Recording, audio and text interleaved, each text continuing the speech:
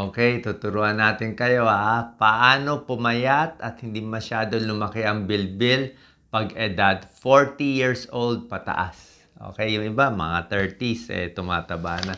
So meron kasi pong pagbabago sa katawan natin pag age 40 pataas na hindi nyo pa alam. Kaya yung mga dating eating habits natin nung bata pa tayo, teenager, di ba? Ako, teenager, puro malaking potato chips, maraming soft drinks. Yan ang gusto ng teenager. Tapos laro ng laro. Okay yan sana, pero pag tumatanda, hindi na po pwede. Bakit? Pag edad 40, 50 pataas, unang-una, babagal na metabolism mo. Ibig sabihin, mas mabagal na ang galaw, mas mabilis na tumaba. Sa mga lalaki, yung testosterone bumababa. So, yung muscle, lalaki o babae, lumiliit. So, pag lumiliit ang muscle, tapos lumalaki ang tiyan, mabagal ang galaw, mabilis na tayo tumaba. Tapos yung tiyan natin, nagbabago na. Yung panunaw natin. Yung dating kaya mo kainin in 2 minutes, kaya mo kumain ng isang sandwich o hamburger, baka 1 minute pa lang, ubos na. Dati, pag kumain ka ng hamburger, 2 minutes lang, bali wala, di ba? Takbo, laro. Pero ngayon, pag kayo ay edad 50 na, subukan mo isang hamburger o isang platong kanin, kainin mo na mabilis, maiimpatyo ka na. Sasakit na tiyan mo. Parang, uy, ayaw na matunaw. Bakit ayaw matunaw? Kasi pag tumatanda, nababawasan ang panunaw ng katawan. Yung mga pancreatic enzyme, yung mga enzyme mula sa tiyan, sa pancreas, sa gallbladder na babawasan. So, hindi na matunaw. Tapos, yung lining ng bituka natin medyo manipis na. Tapos, yung galaw ng bituka natin mabagal na. Kahit itong esophagus natin mabagal na. Kahit yung laway natin kumukonti na rin. Kaya nga, pagkain mo ng pagkain, madalas magbara dito. Parang, ang tuyo-tuyo lagi Pat ayaw bumaba yung kinain ko. Kasi nga, ano na siya Ang bilis na magbara. Paano iba na nga yung digestive system natin. Tapos yung kain natin, doon pa rin tayo sa dating mabilis na kain. Kaya sabi ko nga, 40 pataas, marami ng pagbabago sa pagkain mo. 10 tips.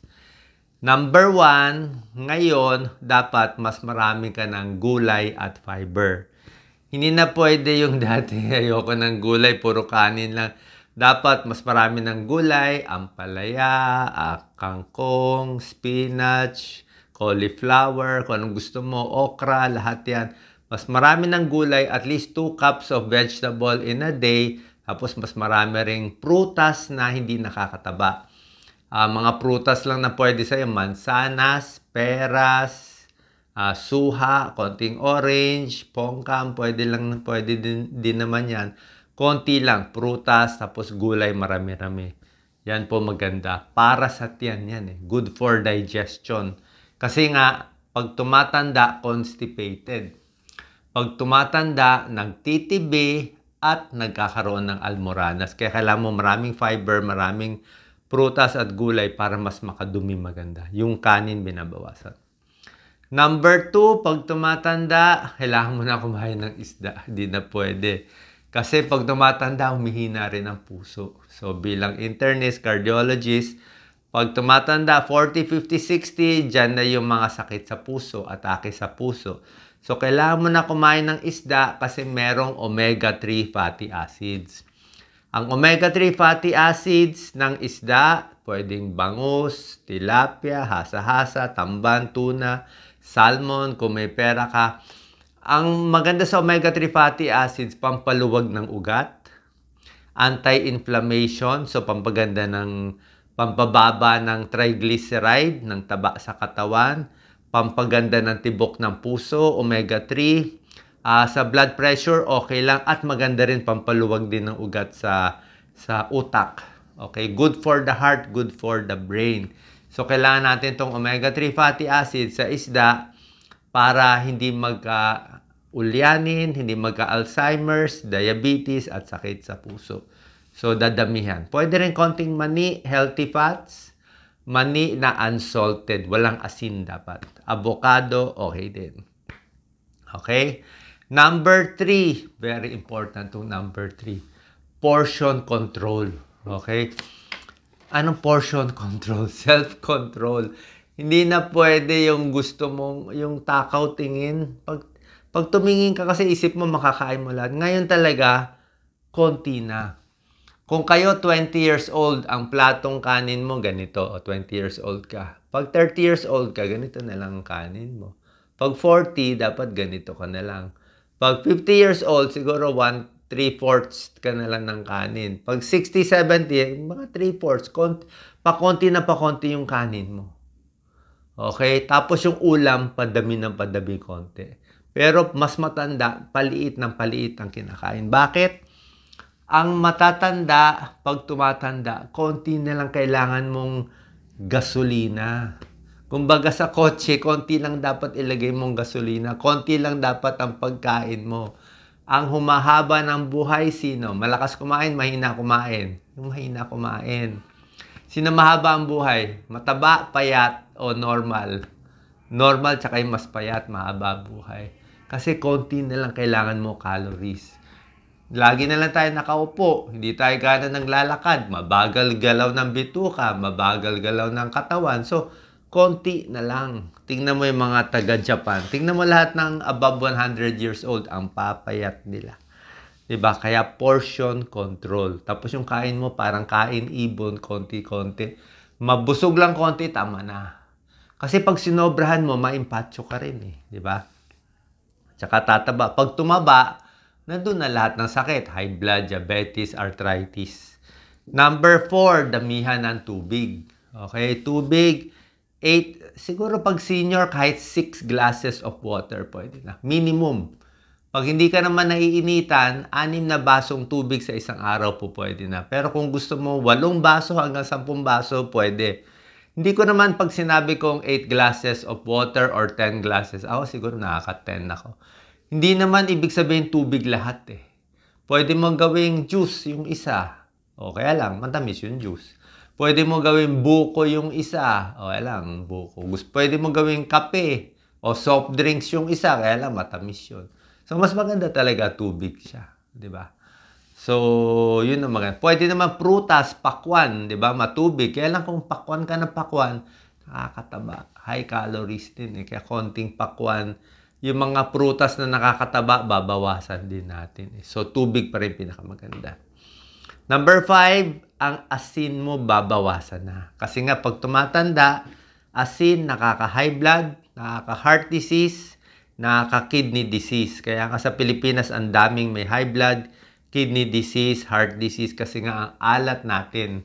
Pag nasa restaurant, sobra alat ang pagkain natin. Okay? So, bawas asin. At mas kumain sa bahay. Yan ang tip natin. Number 6, high protein foods. Anong high protein foods? Nasabi ko na nga, more isda, more chicken, more lean meat. Isabihin, more ulam, mas konting kanin.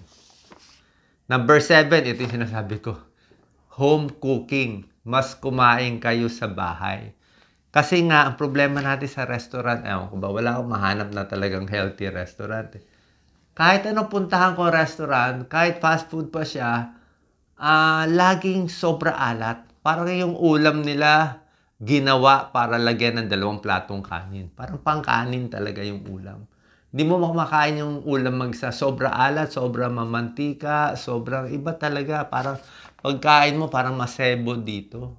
'Di ba? Alam niyo 'yun, 'di ba? Pag kumain kayo parang sarap nga. Pero pagkain mo ang kapal-kapal dito, parang yung sebo na ipon dito. So, yung nakikita mo sa plato, pag nalamigan na sebo, pag nakain mo, sa tiyan mo magsesebo yun. Eh, di pangit naman, di ba? Mabara pa sa puso natin. Kaya pag number 7, home cooking, control mo. Home cooking, control mo ang sugar, konti lang. Control mo yung asin, konti lang. Control mo yung mantika. At kung ano-ano pang nilalagay nila, mas control mo eh, di ba? At pag sa bahay, mas mura at siguradong mas malinis. Di ba? Siyempre, ikaw kakain eh. Siyempre, lilinisan mo. Tsaka mas healthy, mas controlled mo yung gusto mo pag home cooking. Di ba? Number 8, pag tumatanda na, above 40, 50, 60, kailangan mo na high calcium foods. Okay? High calcium foods and vitamin D foods. Kasi nga hihina na ang buto eh. Hihina na ang buto. Nakita niyo yung mga tips natin? Pagbabago sa pagkain, kanina tinuro ko omega-3 kasi hihina na ang puso. Sinabi ko maraming gulay kasi hihina na ang tiyan. Sinabi ko bawas asin kasi high blood na yan eh. Magkakaedad na. Diba? Omega-3, mauulyanin na. Hihina na memory natin. At yung buto, hihina na. Kaya ang number 8 tip natin, more calcium na. More vitamin D. Vitamin D pwede sa araw eh. Papaaraw konti. Sa itlog may vitamin D rin. Pwede naman 1 egg in a day. Walang sakit sa puso. 1 egg in a day. Kung takot kayo sa sakit sa puso, more egg white ang kainin nyo. Huwag na lang yung egg yolk. High calcium, pwedeng dilis. Dilis may buto. Pwedeng low-fat milk. Kung gusto nyo low-fat milk, may calcium. Pwede rin yung mga alternative. Meron kayong mga nuts na milk, eh, mga almond milk. Green leafy vegetables, may calcium din yan konti. Number 9, syempre, yung paborito mo nung bata ka, medyo itakwil na. Okay, number 9, soft drinks, 'di ba? O mga iced tea, mga juice na puro tamis na wala naman talagang juice. O hindi na po pwede ngayon. O actually, inuuso ngayon ng soft drinks yung maliliit eh para hindi ka na guilty eh. Pero kung ako minsan, kaya si Doc Lisa, minsan umiinom yan ng soft drinks. Pag ako, kaya gusto ko lang, nilalasahan ko lang, pwede lang 1 ounce lang, 2 lagok lang, tapos that's it. Diba? Kung gusto mo lang maalala, di tikman mo 2, pero wag mo ubusin. Kaya nga portion control, eh. Diba? Kalimutan mo na yon. Tubig na lang, tsaan na lang. Pag tumatanda, hot water ka na. Kalimutan ko sabihin, hot water. Siyempre, pag matanda, mahina na panunaw, mainit para kalma. Kasi kung malamig, baka tumigas yung tiyan, eh, magspasam. Less fast food pag tumatanda, less junk food, mga potato chips, kung ano-ano pang mga chips natin. O, hindi na po pwede. Mga donut, pambata. Yung mga maraming cream, di ba? Kahit yung kape na maraming pambata, yun eh. Hindi na pang matanda yun. O, huwag tayong makiuso. Kasi sa matanda, dapat mas payat. Sa mga processed foods, mas gusto natin yung tunay na pagkain. Prutas, gulay, at lean meat. And number 10, pwede kumain ng rainbow, makukulay na pagkain.